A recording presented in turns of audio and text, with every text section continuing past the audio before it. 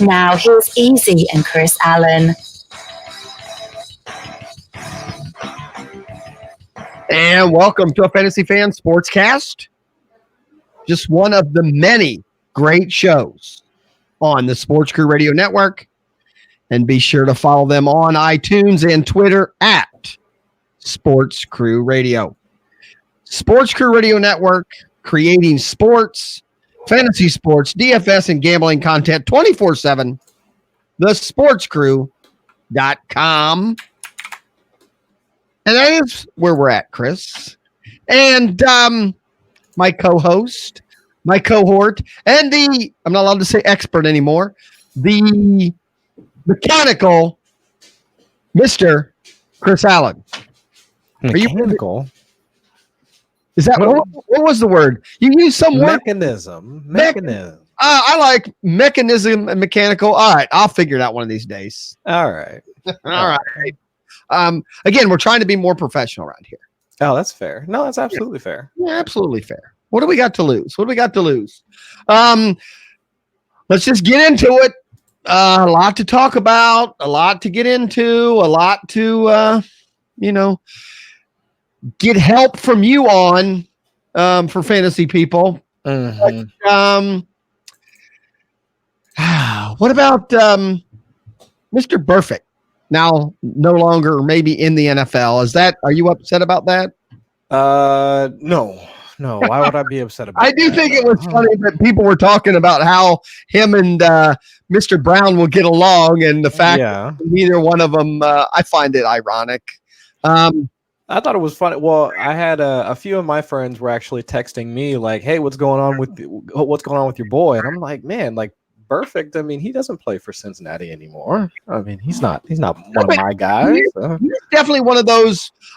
I don't know. Is it because he played in Cincinnati? I don't consider him a dirty player. I consider him a guy that was just taught to play different. He's still, I think, one of those throwbacks.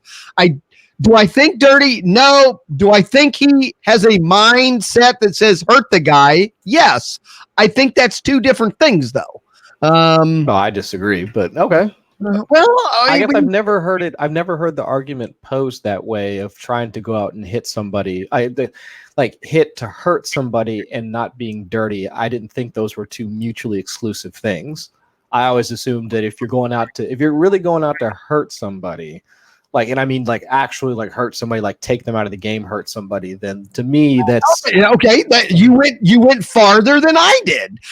That's where it sounded like you were going. NFL in the 70s, when these guys would be interviewed or whatever, you'd hear them talk. The linebackers would say, "Wide receiver comes across the middle, I'm going to hurt him so he doesn't come across here anymore." I mean, that was the mindset. I'm sorry. No. Did they ever say? No, I got to say, they used to even say, "I'll take their head off." I mean, but I don't think they meant it in a way that I consider dirty. That's stuff that people would say, but at the same time, they wouldn't actually I don't believe they would actually go out with the intent of trying to do that. Practice, and those group of people, they hit someone to hurt. I've heard back in the day, linemen and linebackers that would sack a quarterback that said the best sound during a whole football game is the air coming out of a quarterback when he hit the ground and you sacked him. I mean, they wanted that. I know you're shaking your head for those watching us on YouTube live, but why do we even watch the sport? My God. Why watch the sport? My point is, I don't think I'm wrong. I think you think my opinion's different than you've heard. I am an old curmudgeon. I realize that, but to me, that's wild to me that people would have that. They would come out with those intentions. I mean, that's just, I don't know.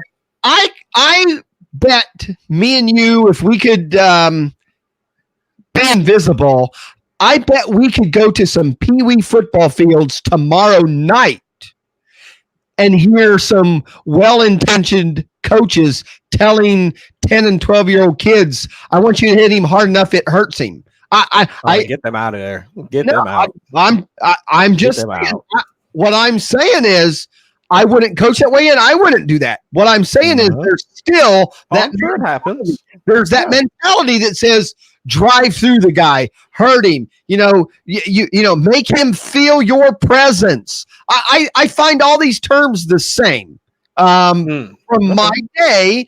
Now, like I said, has it caused a problem in the NFL? I think it has. Clearly.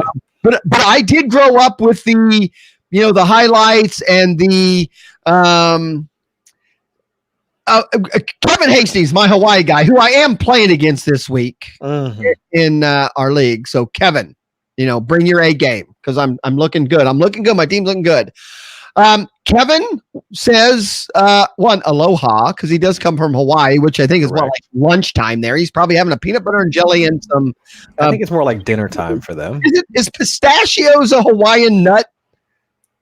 How did we get here? I don't know, because Kevin's from Hawaii. I love Kevin. But Kevin is saying, I was taught to hurt opponents. And that when he was taught that, it wasn't taught as a dirty thing. I mean, that's a comment that he's posted in our Facebook chat. I don't think Kevin's quite my age, but he's I think he's probably older than you. Hell, he might even be older than me, I guess. I don't know, Kevin, but I agree. Back in my day, we were taught. I didn't play football. Now there goes half our listeners. Now they know I didn't know anything. I had a mother back in the day that didn't believe in the physical violence and stuff. So I committed to baseball. There you go. I had coaches even in baseball tell you slide hard. If you're coming home, hit that catcher hard. Again, not to hurt the guy forever, but go in hard. I mean that was. Well, that's different. At least for me, that's different than what Burfict did in the way that he's. I mean, you can watch. The guaranteed there have to be YouTube montages built over not his hard hits, but his dirty hits, and I think that is where the separation is between trying to hit somebody hard and trying to hit somebody in a way that is, I guess, goes well beyond like the intentions of, I want to go out and make them feel my presence and like all the things that you just said. And while I think most folks will go out with the intention of trying to coach people into doing that, there are some folks that take it that next step into what we saw on Sunday. And it's just, but I don't agree with it. But Burfict is still at that age where he was taught to use your helmet. I mean, where that is a new thing. I understand that they're now being, they're being taught to tackle with the shoulder and put the head in a safe place. But I'm sorry, I've watched a lot of NFL my whole life. I mean, a long time. I've seen every Super Bowl. I've watched a lot of football, and leading with the helmet and the crown of the helmet has been going on a lot longer than it hasn't. So that being said, even this hit that just happened, both players were lowering at the same time. We can argue, and again, a very ferocious hit. Should he have avoided it? Maybe. Could he have? Maybe. But again, he's still coming from a different point of view than I think that players. But Burfict wasn't drafted in the 70s. Burfict was drafted like 8 years ago, and there are still guys that came in his class that don't play that way. So you can't say that it's like a generational thing or like I can understand. I can understand if we were talking about guys like you were talking about. I mean, you went like 2 generations back to Dick Butkus. And I even said he's a throwback. He still has that mentality. I don't know who coached him when he was 8 or whatever, but he's had time in order to figure out that that's the way that you can't play that way in the league anymore. Like we can't play the way that they played back when like Dick Butkus was playing. That's not how it works anymore. I think we both believe that Burfict probably, if anything, what he did after the hit and what he's done after the hit more than once, to me, is worse than the hit. When he was waving to the crowd and all that on the way out? Yeah. See, that to me, and that's where I would go, that's where, to me, his intent mentally was different. Yes. But, I don't think the NFL will miss him. I don't think, do you think we'll see him again? Unfortunately. I mean, again, I don't think it's unfortunate. I mean, I do. I mean, if you're putting player safety at risk, I don't want to have that on the field. I would prefer that that's not on the field. No, and I don't either. Now, that being said, I watched a lot of football now where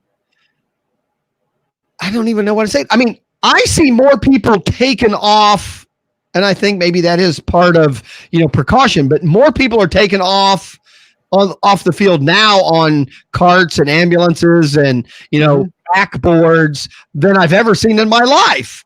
And we're supposedly hitting safer. You know what I'm saying? I mean, so my point is players getting hurt isn't necessarily going up or down because it just happens in the game in general. Right. So I don't think Burfict was adding to the totals or the numbers, but no. I said, you know what, when he played for the Bengals, again, I'm because he was on the Bengals, maybe I considered him a hard player, and I would get upset when he would get suspended, and he did stupid shit. I'm not even gonna go. Yeah, but but you could even, because folks used to say the same thing about Ndamukong Suh, but we haven't heard.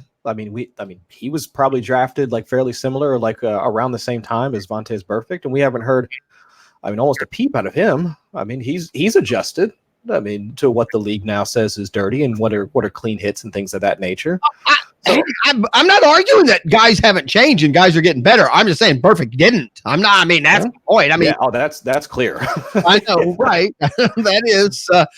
Kevin says it's 4:00 and he's grilling hot dogs to watch baseball, which I had the baseball game on. That's a good day right there. Yeah, that is a good day. It's 4:00 grilling hot dogs, and he's 48, so I think he falls in between us. So. Mm-hmm. Again, playing hard, and like I said, I've heard many of coaches tell someone to, make him feel it, those kind of things. Yeah, that doesn't mean put him in an ambulance, but at the same time, it could mean put him in an ambulance. That's my point. Is that when coaches say that, it just takes that one player with Burfict's mentality to interpret somebody saying that, like, well, I'm going to put him in an ambulance, or I'm going to hit him so hard that he winds up having to leave the game. Right. And again, I'm sure most people are coaching in a way that, be safe and all that. And some folks leave it open to interpretation. Yeah. And we are just not even a generation away from a lot of these changes in football. No, this is just within the last, I think things have gotten stricter over the last couple of years, but I would say within the last 4 or 5 years, things have just gotten progressively, I guess it's safer. But at the same time, you do see a lot of folks, a lot of guys complaining about the level of, especially because of the fines. It'd be one thing if it was just like the penalties, and that would be something that would happen. It would be contained within the game. But once you do actually, when guys get those flags thrown on them, they wind up getting the fines after that. And when it starts hurting your paycheck, then it's like, okay, well, now it's more than just what happens on the field. Right. Yeah, that's when mom says, hey, like, what's going on? Mom doesn't like that she's paying for some of that damage. Yeah. A new Lexus would be nice. So knock it off. Because I think folks were quoting the number this past week in terms of the number of games that Burfict has missed and also his fines. He's probably lost millions of dollars, like over between suspensions and fines. So is his mental state off, or is it just something he can't figure out, or again, it was so bred into him somewhere? Or third option is that he doesn't want to figure it out, and he's going to continue to push the league until they wind up actually doing something. I think suspending him for the season is pretty good, and I now would be surprised if we see him again, to be real. Speaking of maybe not seeing again, it's a long-time player. I hate a gray-haired guy that's been the GOAT in New England for a long time. Are we going to see Gostkowski again, if I can even pronounce his name? Gostkowski.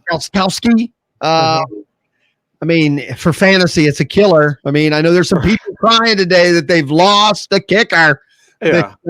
And he probably, in most home leagues, he's still, because of his name, probably was a kicker drafted earlier than others. Even though he's been whiffing on field goals and extra points. Yeah. He has he started the end of last year and is rolled over. Yeah. Will we see the GOAT of New England ever again? Will we see him back on the football field? Yeah, I think so. I don't see it. You think these injuries, these misses are injury related, not just that he is maybe past his time a little bit? Yeah, I think that's we've seen New England give up on kickers before that were Hall of Fame kickers. But the way that New England runs, I mean, they'd give up on Tom Brady if he thought he lost a step, and they had somebody else that could replace him. Yeah. I mean, they were quick to drop Drew Bledsoe when they saw Tom Brady was able to come in and do the job. But and also, and a lot of times it's money related. Exactly. They don't even mind if you are a step behind a little bit, but if you're a whole lot cheaper money, they can get a step somewhere else. Exactly. So they run that sports franchise like a business. You do your job and you get paid, and then if you become too expensive and they can find somebody else that can do it for cheaper, they will take that person. But again, their last 2 kickers probably will be in the Hall of Fame. There's not a lot of kickers in the Hall of Fame. I couldn't even tell you who their kicker was before that. It was so long ago because they had 2 of probably the best kickers in a long time. Yeah, it was Vinny and Gostkowski. Yeah, and they it's been forever. And I hate to see them go. Again, back to the throwbacks. They are throwbacks. And I'm glad that Indianapolis talked him into playing. They weren't blaming him, and he's now picked it up a little bit, and I think so. And I'm hoping that I know the expectation is that he'll be there for the 2020 season. I don't see why he would want to retire at this point unless it becomes something that continues on into the off season. But I'm glad it's something that they were able to take care of now. I mean, early in the 2019 season, so he has the rest of this season, spring, summertime, in order to rehab. So I think we'll see him back. Right. Kevin in the chat room, when ball carriers and receivers instinctively go low, bracing for impact, it's nearly impossible to avoid head-to-head. I agree. I see that a lot, especially when they slow it down. Both heads are going down, a lot of times. So a lot of times when that linebacker or corner or whatever is tackling, they're starting low, but then the runner also is going low, and it does make it hard to avoid sometimes. College, though, has gotten rid of it. College doesn't care now. That spearing rule and all that. They look at the video. Targeting. Yeah, targeting, man. It's just booming. You're out for half a game. I mean, it's not even, and they don't even care if it looked intentional or not. It's just if it happened, so you're out. You're done. Yeah. So, okay. Not that anyone cares about me and Kevin, but yes, our projections with our current lineups have us 0.2 points apart, which obviously means I'm going to win. I mean, that's all. Kevin, good luck. Good luck, Kevin. I'm going to kick the pineapple right out of you. I've got, there's just no stopping me. Again, nobody cares about, because I do a show now, Tuesday nights, the League of Anarchy Fantasy Football Podcast, where we do just talk about our league, and that's important to me. Because I like talking about myself.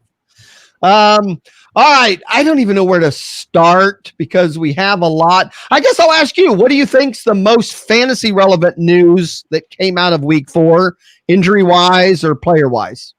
I would say from an injury standpoint, or actually take that back. Just from a player standpoint, it does look like Los Angeles, like the Chargers, like their offense has now become like is very concentrated. I mean, they essentially have Keenan Allen, Austin Eckler, and Melvin Gordon, and that's Mike Williams. They say like he might be coming back this week, but everybody else is hurt.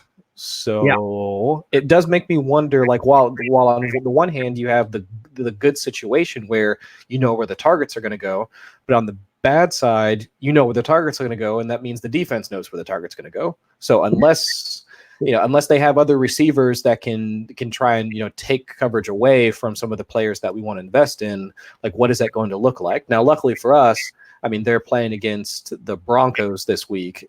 So we really don't have a ton to worry about since the Broncos haven't looked like the Broncos of old. But still, going forward, it does make me somewhat concerned about what their offense is going to look like if we only can rely on 2 to 3 people in order to kind of spread the ball around. And what does that mean for Phillip Rivers, who is already working behind a kind of a makeshift line? I mean, who's kind of they've looked decent over the past couple of weeks, but either way, I mean, what is that going to look for Keenan Allen? What's it going to look like for, I mean, Hunter Henry, he's supposed to return soon. But, I mean, regardless, I mean, what is that offense going to look like if we really only have 3 legitimate players that can threaten to take the ball down the field? Well, and Dontrell Inman is now hurt, too. He's on IR today. Yep. Yeah, that's like one less person. My question is, because I have a league now where I have both Gordon and Eckler. I did it, especially week 1. It's not ideal to start them both, but I'm not sure in one league I'm in that I have a choice. So, and actually, I think it's the game I'm playing, Kevin.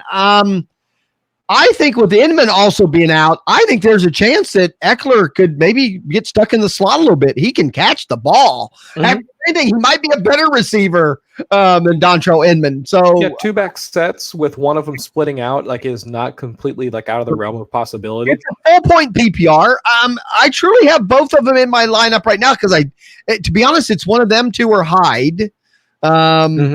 And I'm right in the middle there. Could go either way. Hyde had big numbers 2 weeks ago and then dropped down a little bit last week, but he's still their main back and their starter. But Austin Eckler and Gordon, even if they split, let's say they don't, nothing changes other than they both go half and half.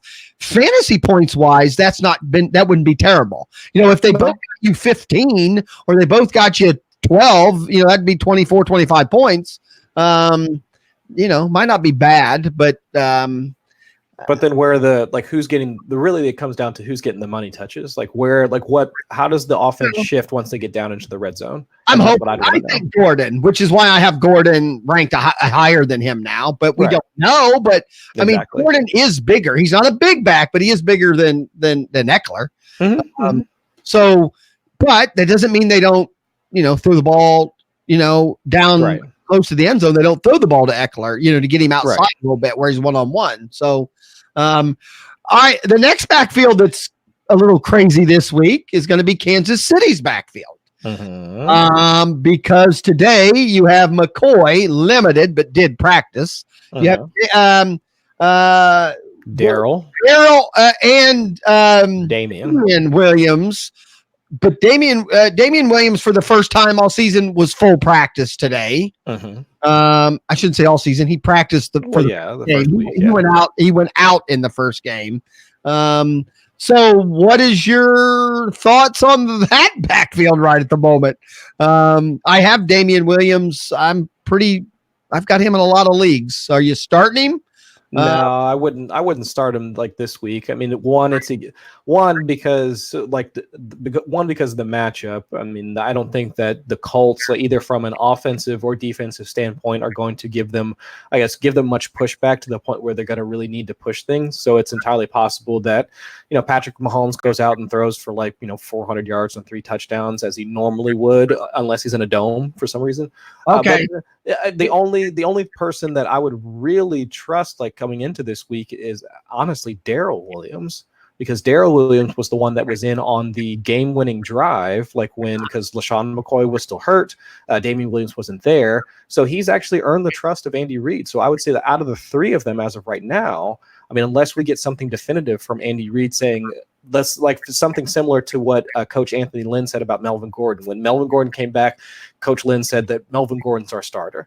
If Andy Reid came out tomorrow and said, well, if Damian Williams plays, he's going to be our starter, then I would lean more towards them. But if it's more of just we'll see, hot hand type of stuff, I would lean towards starting. I still would think Darrell Williams at the very least he has RB2 flex value. And the other 2, I guess we'll just have to figure out, wait and see if they're even going to be active. And I disagree, but that's what we do here. Of course. Fan Sportscast. I think it's the other way around. I think there's a chance that Daniel, which is Williams, the one that started this last week, I think there's a chance he's, could maybe be inactive if McCoy and Damian Williams practice in full by the end of the week. I think there's a chance he's not even an active starter. Personally, and I'm trying to look up and it's not popping up, but you know me, I'm going to question when people say things. When you say you just can't start Damian Williams, you can't say that. Everyone's lineups are different. Everyone's rosters are different. Everyone has lots of injuries. So where are you going to draw the line? Are you going to start? Would you start him? Would you start Hyde over him? Would you start Eckler over him? Yes. Okay, on both of those. So where are you drawing the line? Where would you say, okay, if I have to start, I don't know. I'm trying to think of a name. Well, it's not like you are you starting Cohen over him? Tariq Cohen?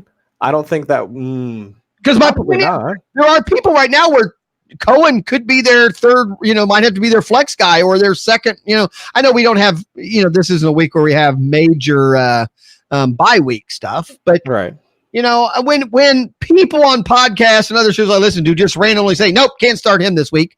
No, there's always a point where you might be better off taking a gamble with him than somebody. At least for me, the context for saying that I wouldn't start him is because that this isn't something that's new. We've been dealing with Damian Williams being out for a couple of weeks now. So whatever substitute that you're able to find like prior to. So let's say if you were, I don't know, maybe trying to use off the top of my head, like Miles Sanders as a couple. Okay, Miles Sanders would be a good one. Entirely possible. Some folks had David Montgomery as a possible.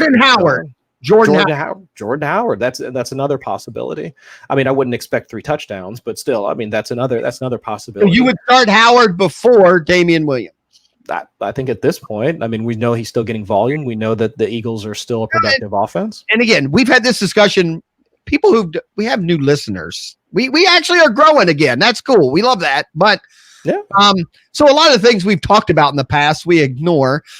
We've had a discussion before. I hate playing somebody the first week back from injury. Me too. Yeah. The odds are. So I understand that. So that point, I'm not going to argue. Mm-hmm. That doesn't mean if your roster construction right now with all the injuries we have and some of the craziness out there, and really, luckily, it is a small bye week.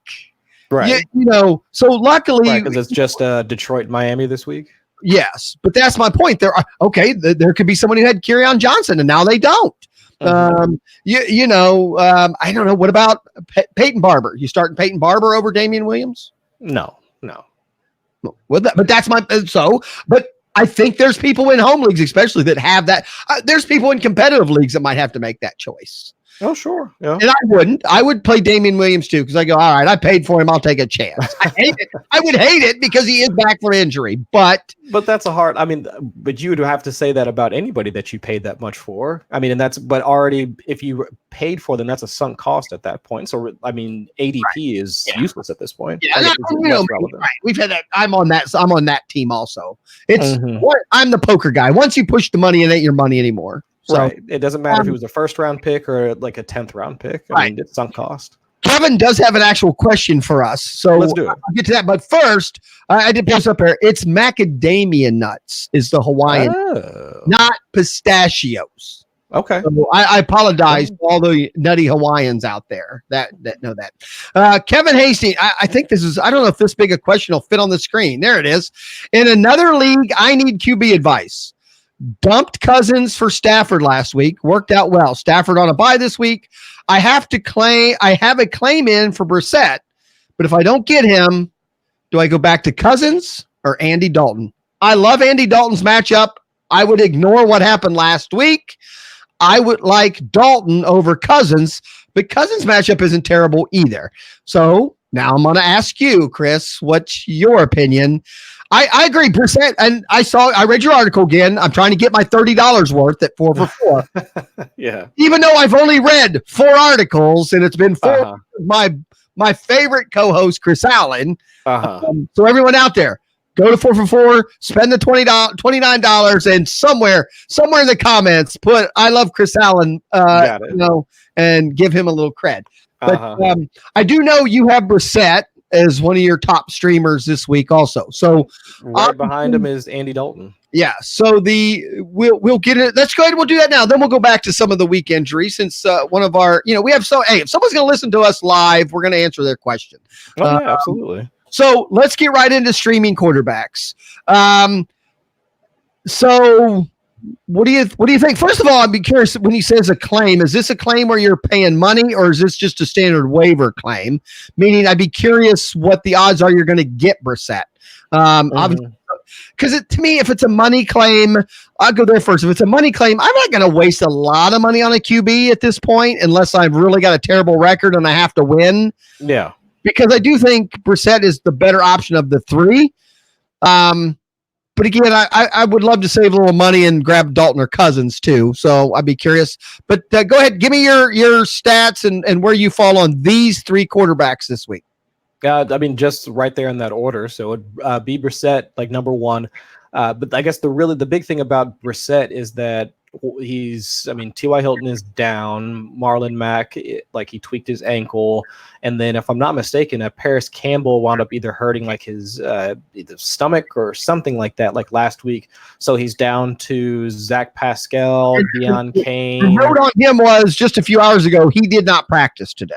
Right, I figured as much. I mean, Eric Ebron, Mo Alley Cox, Naheem Hines, Jordan Wilkins. I mean, these are not the guys that you would really want to take with you to Arrowhead. I mean, unfortunately, you can't argue targets and then go to Andy Dalton. He doesn't have any either. But yeah, but I guess the difference between Jacoby Brissett's targets and Andy Dalton's targets is that Andy Dalton's targets now they come with volume. Like Jacoby Brissett, like the Colts they're still passing at like 54%, somewhere in there, which is like bottom 6, bottom 8, like in the entire league. But then the Bengals, they're still passing at like the second highest rate, like whether it be like in total percentage or even neutral games or something. I thought I saw. That might be I thought last time I checked, and I saw Pat Thorman. He had printed out some of his stuff, and I need to read his article. It normally comes out on Wednesdays over on Establish the Run, but I thought they were number one in just over 70% in total passing. I think it was like 68, 69% neutral passing script, and then the Bengals were right behind them. Theirs was like 68, 69% total, with like maybe 64% like neutral passing game script. So either way, I mean, my issue is that if the Colts are still going to be passing at the same rate, but the people they're going to be passing to don't carry the same ability to create that efficiency in those passes, I'd be less excited about starting Brissett. Whereas if Andy Dalton is still passing to the same guys, I mean, minus John Ross, since he just went on IR today, then it's still possible for them to convert and wind up actually for Dalton to get to having a better day, like from a fantasy perspective. So that'd be my only concern. But now if T.Y. Hilton is there, even though I think their bye is next week, I would think that they probably wind up resting him. You know what? That's a good point. If he's wasting a waiver claim this week and then you get a bye next week, then obviously he's going to have to use another waiver to get Stafford or whatever. Right. That's another thing to take into account. Yeah. If Kevin can post in there, he did say it's a waiver claim and the other guys are free agents and he can just pick them up. I guess now, based on what you said, then would you waste, if this is a waiver order and you're high up on the waiver order, would you waste a waiver order spot to get Brissett then? Yeah, I still would, because he does have the better matchup. Okay. At least his prospects, at least for this week, line up much better than Andy Dalton. You're definitely going to have to waste one this week. Right. And that's the point. If you waste it this week, you're probably definitely not going to get Stafford next week, because Stafford left on a high note before his bye week. So coming back, I'm assuming you're going to have to give another decent waiver claim to get Stafford back. So I don't know. Right. So in either way, because you take Brissett this week and he plays Kansas City, and then they're on a bye. So you can use him for this week, and then you don't have him for week 6. But Andy Dalton, they play the Cardinals this week, and that's a good matchup. But then next week they play the Ravens, not a good matchup. Oh yeah. So you're dropping him anyway, right? So it doesn't matter either way in terms of how many usable weeks that you'd be able to get out of either one of those two options. You're gonna have to.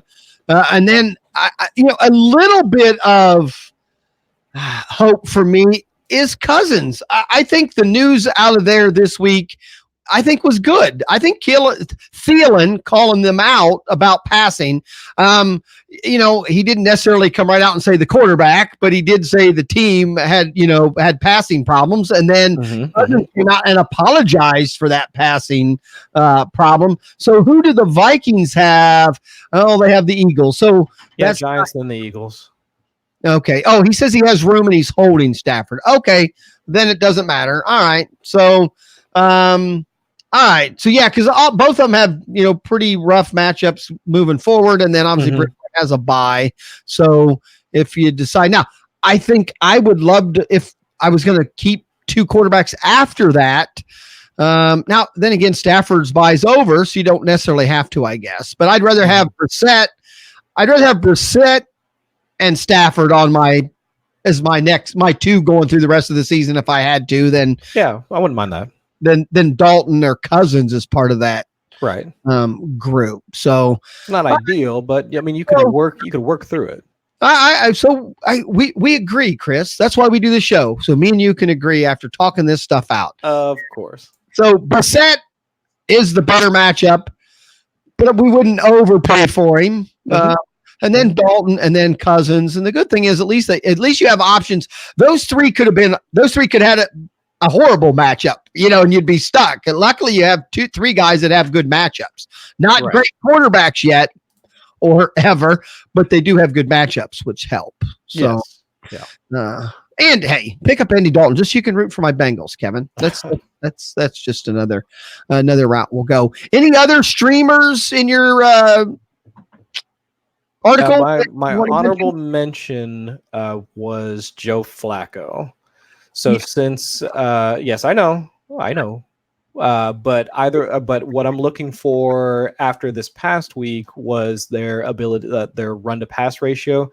Despite the fact, they were trailing for like pretty much the entire game, if I'm not mistaken. But either way, one, their defense is bad.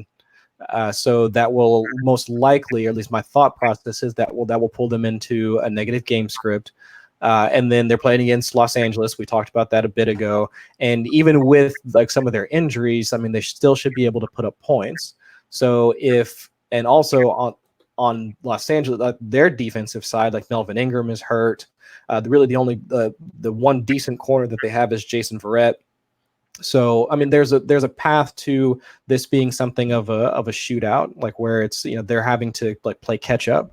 So I do think that there's a possibility for them to kind of recreate what they had last week against Jacksonville. So it's a deeper play, but it's a viable option. Well, but I heard a stat today on a podcast where Flacco is on pace to pass for the most he ever has in a career, over 4,000 yards. He's only gone over 4,000 one time in his whole career.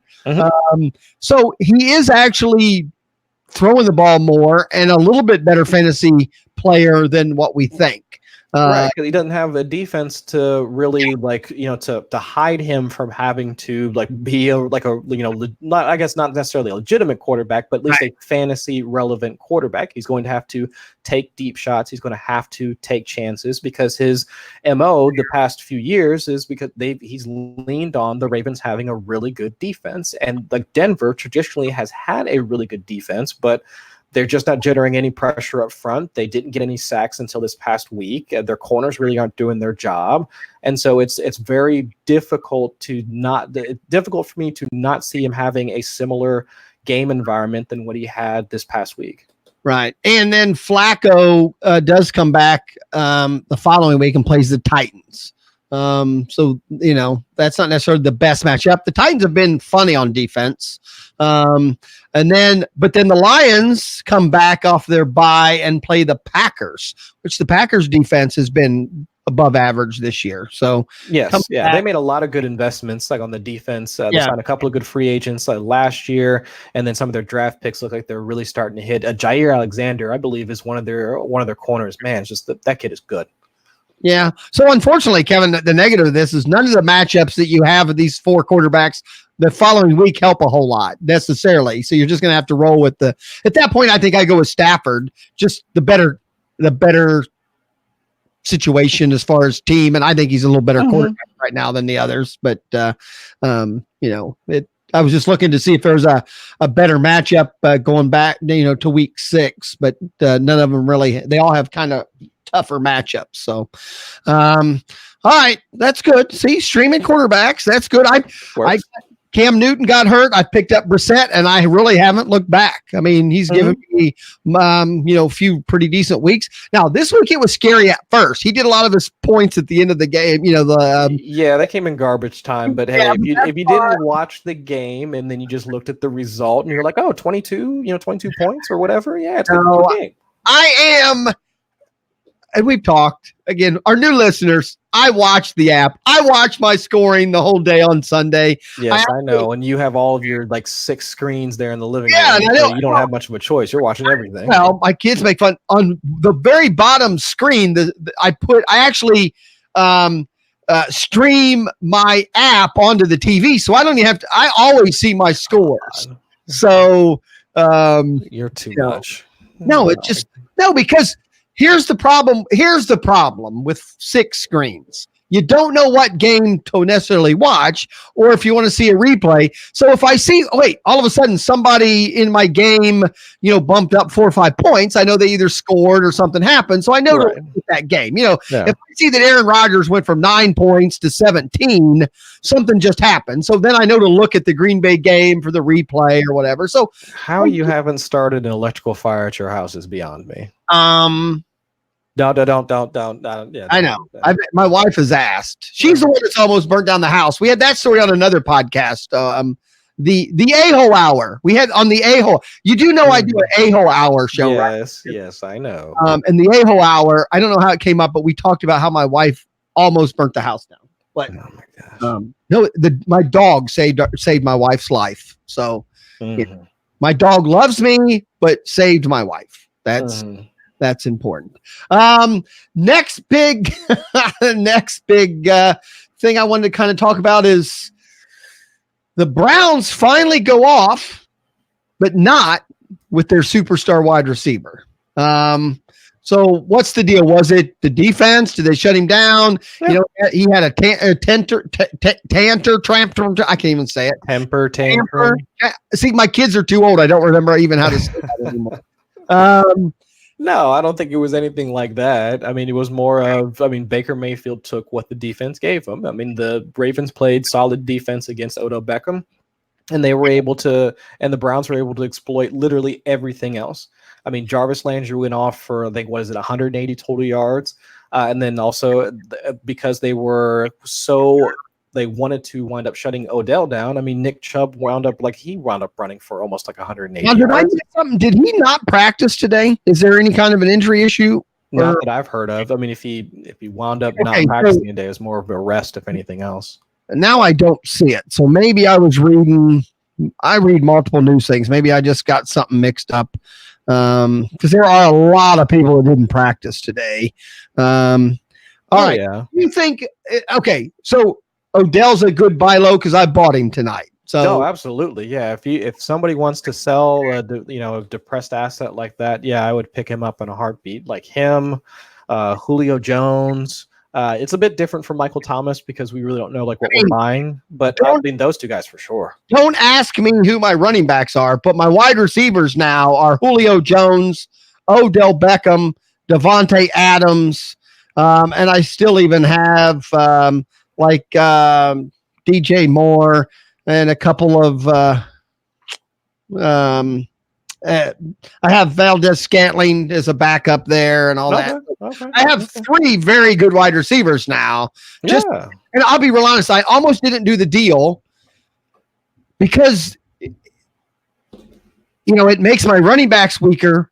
The deal was in my favor by far. Odell Beckham was the value in the trade by far. Okay.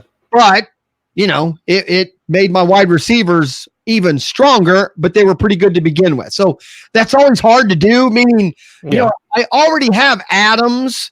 I already had Adams and Julio Jones. And DJ Moore. So it was like, do I really need Odell Beckham? But my running back, it was Freeman. See, Freeman, I wasn't really even happy with Freeman, but I was willing to give up Freeman for Beckham. I just thought that was, I know. We'll see. Maybe it'll pay off. I figure now at worst, I should be able to flip one of my wide receivers for Freeman or better running back, maybe. So yeah, you think so? I think that's a good way to look at it, because now if you have the leverage at wide receiver, then if things don't wind up working out, you can wind up just flipping one of those receivers for running back, and it's just that's the way it works. Yeah, I have Hyde, I have Gallman, I have Malcolm Brown. Damian Williams, if he comes back, he's a possibility, but that is one of those leagues where I might have to start Damian Williams. Oh, okay. Gotcha. So now I think about it, I even said that question. And I have Latavius Murray. So now Latavius Murray, man, week 1, they used him a lot. Now they've just kind of, is it him? If they decided that Kamara is just their best option? I mean, the last couple of years, they used 2 running backs. Why aren't they using him right at the moment? I think it's more of trying to make Teddy comfortable. And if I had to guess, and this is more from just seeing how they've operated over the past couple of weeks now with Drew Brees being out, it's more of just condensing the playbook into making Teddy comfortable. You don't see a lot of rotations now, so that's where for a lot of folks, they weren't seeing a lot of, I think it was the first week when Drew Brees was out, there wasn't a lot of Jared Cook. And now you saw a little bit of Jared Cook in the past week. And this past week, we didn't, it was the first week when Drew Brees was out, we almost saw none of Latavius Murray. Latavius Murray, I think, saw maybe less than 5% of the I guess in my mind originally, I thought the dump off pass would be a good thing, but Kamara can do that too, that too. So it's more about making Teddy comfortable, making sure the personnel packages stay the same, the playbook stays simplified until he can get he can get up to speed with playing in that offense. And it might take a few weeks until we start to see some of those guys come back. But after last week, where it was Ted Ginn popping up passes and causing interceptions, we might have to, it's going to have fits and starts before that offense can get rolling, and then we have to wait until. What is it, week 9, week 10 before Drew Brees? Again, I'm strong enough at wide receiver now that hopefully I score enough points there that my running backs don't have to do a whole lot. Yeah. And Latavius Murray still can get you 10 points, and he might be the number 1 handcuff still. If Kamara goes down, Murray is a number 1, a number 1. So, that's a good thing. The next thing I just wanted to talk about real quick, the last thing we're going to talk about week 4, and then we'll move on real quick. We're almost out of time for week 5, and that's the 95 points scored by the Rams and the Buccaneers. Yes. I mean, and unfortunately, I don't have much of either of those teams. I have Woods on one team, and that was, and I have Gurley actually on a different team. Now I think about it, so I have 2. I have no Buccaneers on any team. Okay. So, but what'd you think of that? And it says a lot of scoring. They got it in that game. Yeah, it says a lot about Jameis Winston and where he's at in terms of getting used to Bruce Arians' system. Because to go on the road to LA, that's huge. I I didn't really dig as much into really into the matchup as possible, and that has to be on me because I looked at on the road against LA Rams. There's just no way that I could be confident in starting any of those players except for maybe Mike Evans. Winston. Yeah, or definitely not Winston in any of those. Right. Yeah. So, it says a lot about Jameis Winston, and it definitely says a lot about the LA Rams defense. There was apparently that was just too much for them in order to take on. It was Evans. It was Godwin. It was Evans. It was Cameron Brate. It was Ronald Jones out of the backfield. They were able to hit him with everything, and everything seemed to click and everything seemed to work. So I'm wondering if this is kind of the crack in the seal where everybody loved to use the LA Rams as their top defense, but if the Bucks can do this on the road, the Bucks aren't really this powerhouse offense. At least we didn't really draw it up that way. So they gave him time to pass too. They didn't really seem to get a ton of pressure to him. Of course, Jameis Winston, he wound up throwing that pick 6 he's want to do. Hey, I don't like my quarterback giving me 400 yards and a pick 6 and 55 points. Exactly. Yeah. Talk about a fun game. Obviously, at one point, it was phenomenal. You just realized whoever had the ball was going to score. It was I definitely did not see that game going that way. It never occurred to me. And that's why you saw, at least from a DFS standpoint, the guys that won the Millie, they stacked that game. Right. And again, they're stacking the game because they did 100 lineups. No one was stacking that game necessarily, at least not the Buccaneer side in most cases. Oh, no, people were stacking the Rams side, but then bringing it back with Bucs players. If it's going to be a shootout. But I don't think that was the shootout game that we thought that the week was going to give us. We were pretty convinced. We thought the Lions and the Chiefs, now they still gave us 60 points, but they didn't give us 95. But I think going in, that was the one that everybody thought would be a pretty big shootout. It just ends up going a totally different direction. But like I said, but love to see it. I mean, you love good football like that, where you get those games that kind of. Some people call that good football. Some call it bad football. True. I mean, we get enough stinkers though that are like that. Well, I mean, I would much rather prefer to have watched that game on Monday night than watching the Steelers and Bengals. Oh yeah, that was a bad game. Right. I mean, we get enough stinkers in prime time where it's just nice to have those types of games just kind of pop up out of nowhere. And it's like, oh, okay. Because that was like when the Chiefs and Rams played last year, and that game wound up delivering when they had like over 100 total points in that game. Right. But I mean, I would have never thought that the Buccaneers would be a team that would actually push the Rams into a shootout like that, because I think it was the Packers wound up going to play in the Coliseum last year, and we didn't see anything like this. No, it was. I always talk about the defensive coordinators and what they can do and all that, and I think this is one of those where I think the Rams defensive coordinator just got caught off guard. I don't, because they haven't really even seen what they did all this year. I mean, it just like boom. I don't. They thought that they were going to be able to do what they did. So right. All right, that'll win the week. Just week 5. The first game's tomorrow, which could be the Thursday games have actually been much better than the Monday games. They haven't been terrible. Rams and Seahawks at Seattle. That could go either way. Could be a pretty big defensive game. But Russell Wilson threw the ball a lot last week for the first time in a long time. So that could be a good game. We have our first London game. I hate the London game if it's not going to be on at 9:00 in the morning. Don't waste my time at 1:00. I don't care. The only when I hear the word London, I think, yes, I get to get up early and my whole day is football. We've had that conversation. I would love that every Sunday. Bacon and eggs and football with a little bit of coffee. It would just be coffee and football. There's no bacon and eggs at 9 in the morning. Mrs. Easy sleeps till 10. Yeah. She's not going to cook for me while I'm watching football. But right. But again, we have the London game. And the problem with that also, when you have 6 TVs, is we only have 2 4:00 games. One 4:00, one 4:30.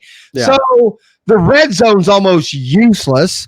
And because there's so many games early, the red zone can't even keep up. So you're like, you miss out on stuff. So I don't like this. I do not like the way they scheduled it. If they were going to do it this way, why not do it at 9:00 in the morning? I don't get why they wound up. Yeah, because what is the time difference over there? Because 1:00 Eastern for us is what, like almost. Well, I think when they play at 1:00, it's like a 9:00 at night game for them. Yeah, that's what I thought. It's I forget how many hours ahead they are. I'm guessing they're doing it for the fans out there more than for us, meaning they're doing it. Hey, you guys want to go see a night game under the lights and blah, blah, blah. But again, for us, I don't like. Now, Kevin's in Hawaii.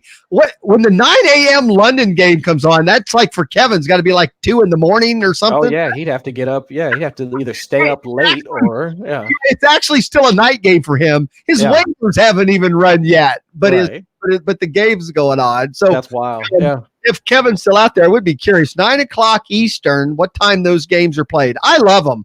And I still think I still think we got 3 or 4 weeks before we see one of the 9:00 ones. I think there's only 2. I think there's 2 1 p.m.s and 2 9 a.m.s this year. Right. I think that's how they did it this year. And they're not doing a Mexico City game this year? I don't pay attention because I only look at the 9 a.m. So I look at all the London games to see which is Mexico's also usually that's a 4:00 game usually. So that's true. Yeah. I don't worry about that one. So London games suck. I get early afternoon games. Early afternoon. Okay, the game is at 7 a.m. Okay, early afternoon games are at 7 a.m. So what time would the London game be on? If the London game's on at 9, so if our 1:00 games here would be his 7 a.m. games. So too early, right? Yeah, that would mean it's like 4 a.m, right? That he's getting the 9 a.m. games. I would think so. I don't know anything about math or time zones. No thanks. I'll just catch him. I'll just get NFL Game Pass and watch him later. My dad's in California. When I go out to California and visit on Sundays, and you watch out there, football at 9:00 is on every Sunday because it's. My brother lives in Seattle, and we got up and we were at a Buffalo Wild Wings at like 10:00 in the morning, and it was packed. I mean, it was packed. It was a Sunday where the Seahawks were playing at home, and all the bars and like all the restaurants were packed for people to watch the Seahawks game, and it was fun. Right, I mean, it was actually fun. Kevin says 3 a.m. for the London. I don't know. I wouldn't that be fun? I don't know. There's something about that I'd find fun a little bit. But 3 a.m. No, I can't. So? No, I'd rather do the 9 a.m. thing. I'm an 9 a.m. thing I can do. I'm an old curmudgeon though. I get up at 5:30 in the morning anyway. So right. What's a couple more hours? It's just one extra time I don't have to get up and empty my bladder. That's all. Okay. Well, yeah. I'm just saying. Just a few more minutes. Any other big game then that we're looking this coming week? Week 5. What's the big fantasy game that we're looking for? I'm looking right now, to be real honest. Obviously, Patriots Redskins could be a big game for the Patriots, maybe. Wesley Martin, fan of the show, been on a couple times, started his first game. I don't know if you saw that. I didn't. I did notice that. He did start. They changed his number. He was 78 all training camp and what is he? 67. 67. Yeah. So, which is the opposite of his Indiana number. Oh, okay. I didn't know that. 76 at Indiana. Okay. So now I was out there. I was looking for him. Yeah. So that was pretty cool that Wesley Martin got out there and got the start in Washington. And he also 4 years of played on the left side, and they had him on the right side. Yeah. Okay. We did talk to him about that. There's a whole process you have to, you're learning the same thing but backwards, he said. It's a totally different thing. Interesting. Back to offenses. If there's a game this week, do we look at the Buccaneers Saints as a game that could be a lot of points? That was the one I kind of circled earlier, just because the Buccaneers just did it. Teddy and the Saints, I think, are getting more comfortable. So,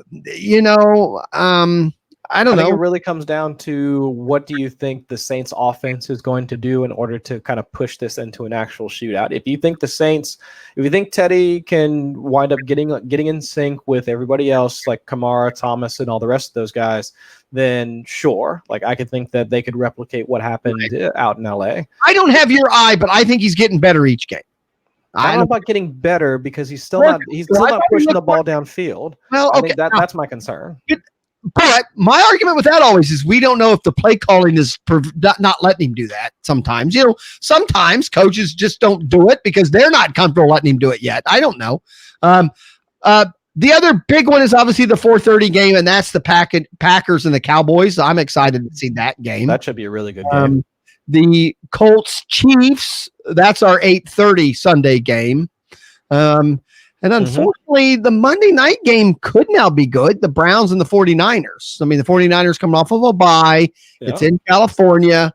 The Browns offense is clicking, and I now have Beckham, so I'll have to watch the game now. He's the only Brown I own on 5 teams now. I'm in 1 league. So, Kevin said he saw Wesley out there playing in Washington. Yeah, it was fun.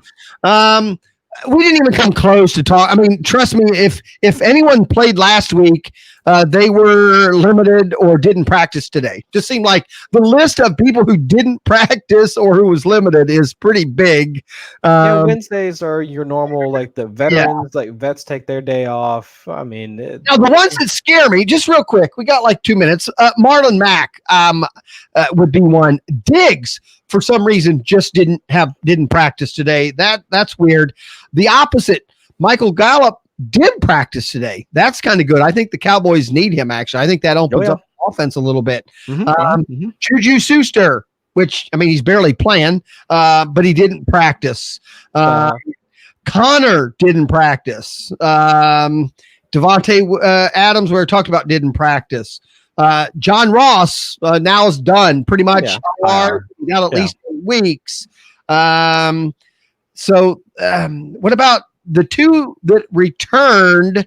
Tyreek Hill is now practicing. I'm not sure they're calling it return to practice, but he is practicing. Does that make sense? Yeah. Because I don't think he's technically cleared to practice. I don't know. It's kind of weird. But also Barkley showed up. Is the Barkley practicing today? Is that coach talk? The coach is saying, yeah, he practiced today. He was out there, but I'm not going to tell you if he's going to play or not this week. Is that just coach talk? And if I owned Barkley and I'm still survived a little bit, I want him to take another week off at least. I don't want him to come back and ended up out 2 or 3 more weeks. But he was out there. I mean, Barkley was out there stretching, and I guess he was out there doing, individual drills, if I'm not mistaken. Right. But he wasn't practicing with the team or anything like that. So he's not playing this week. Say that as of right now, he isn't going to not say he's not going to play this week. So he's not playing this week. I believe that also. But does that mean he's more likely to play at 6 weeks versus the 8 weeks, or maybe even? Yeah, that's more if there was, if the 6 to 8 week window was the timetable. Why would the Giants do that? Why? You're not going anywhere this year. Why wouldn't you let him go the whole? Well, I would want that bad boy to be 110% better, right? But it's up to the team doctor. I mean, really, the players can lobby all they want. The team doctor can go into someone and say he's clear. You guys could play him now if you wanted, and the coach could look and go, wouldn't 1 more week help him or not? Nah, it won't hurt him, but it won't help him either. Well, but that's fine. Let's go another week without it, because obviously a higher draft pick can help him too. But sure. I don't know.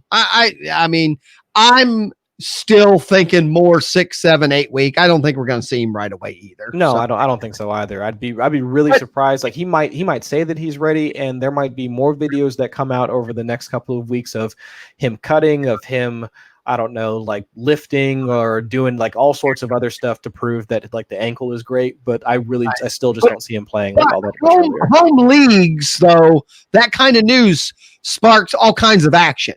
Now have people that maybe traded Barkley, because he's going to be on 8 weeks, I'll trade him, and vice versa. And then so-and-so, I'm just looking new. It just came across my little news thing. Is Amari Cooper is not 100%, but will play this week. I didn't even know. Was he somewhat injured before? I guess I missed that he was even dealing with the foot thing, plantar fasciitis or whatever. Yeah. I can't even say. Yeah, plantar fascia. He's been playing with that. I mean, since the preseason. So I mean that's not. I guess it's more of if they're able to manage the pain than anything else. I mean, but that was the expectation coming into the season. Right. All right, Chris. We wasted an hour of some fantasy people's times. We can quit any time now. Anything?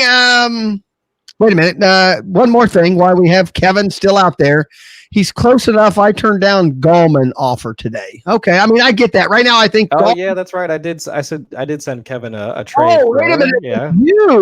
He doesn't laugh out loud. Oh, Chris. Yeah. He turned down Chris's. Okay, now I understand. I didn't realize this was in our league. Yeah, I did send him a trade for. I do have to say, I don't know if anyone on this podcast is listening. I know a lot of those people listen to our A-hole podcast because half of us in that league are also on that podcast. But I've been getting some very questionable trades in that league. Now, none from you, Chris, because I'm too smart.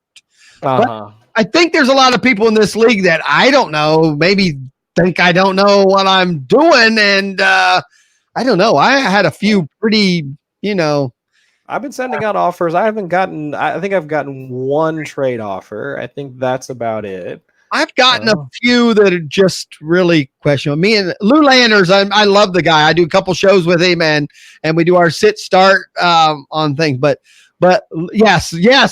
Wait, let me post that. Here we go. Lou lowballs. That is right. Lou is one of those who will say, well, I'm just putting it out there. I just want to start some dialogue. Lowballing does not get me involved in dialogue. You know what? Yeah. Get it close enough that it piques my interest, and then I might dialogue with you. I don't really see it, and this could be different for some of you guys and for other folks. You're a low baller too. We've had that conversation.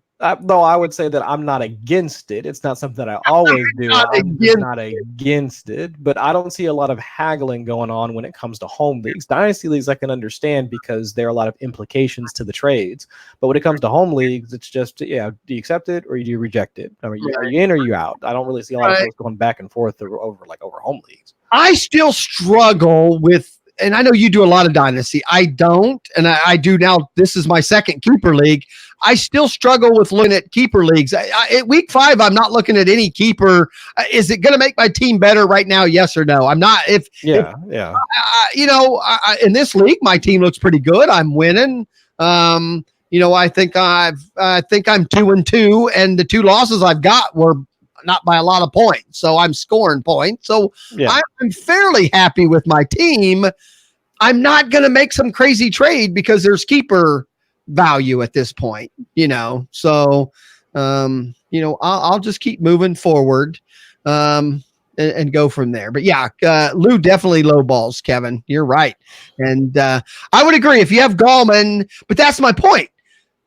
If you have Gallman, giving him away right now, we're obviously trying to sell him high, maybe is what you were doing. I'm not sure, but there's still a chance that Gallman plays 4 or 5 more weeks. If he does what he did last week for the next 4 or 5 weeks, he's worth every penny if you keep him. So I wasn't trying to sell him for like a wide receiver 1 or anything like that. Right. Now, were you obviously to me the key is if I have him, unfortunately I have him in a league I need him. I can't the league I have him in.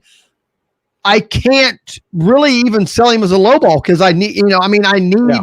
And I'm not, running back for running back is hard to pull off anyway.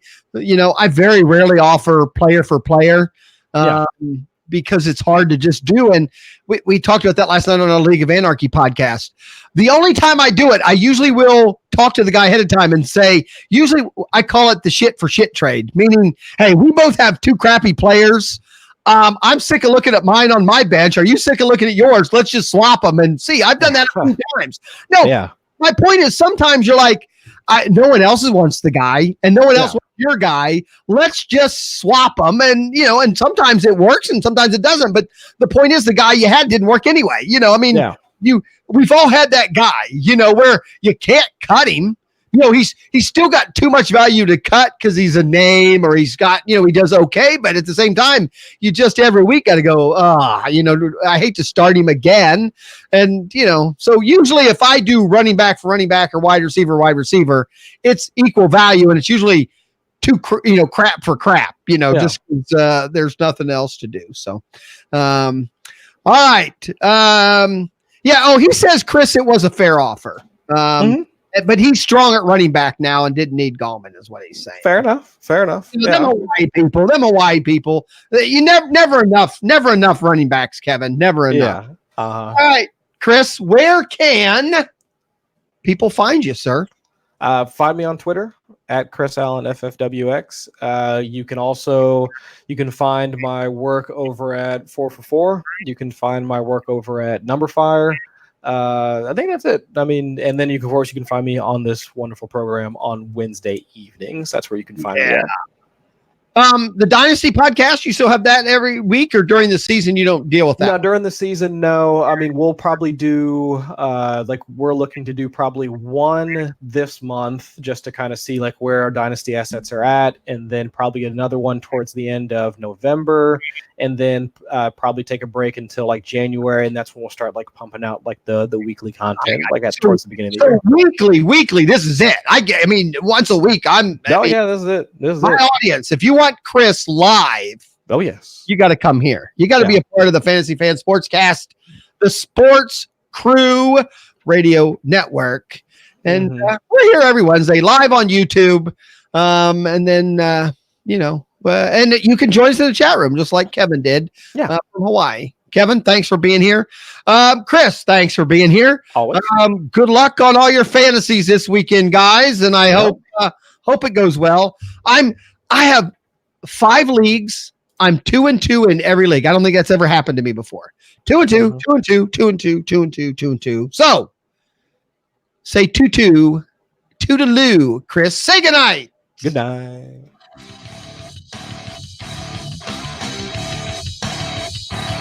This has been Just a Fantasy Fan Podcast. And to keep your fantasies going, follow us at justafantasyfan.com. Say good night.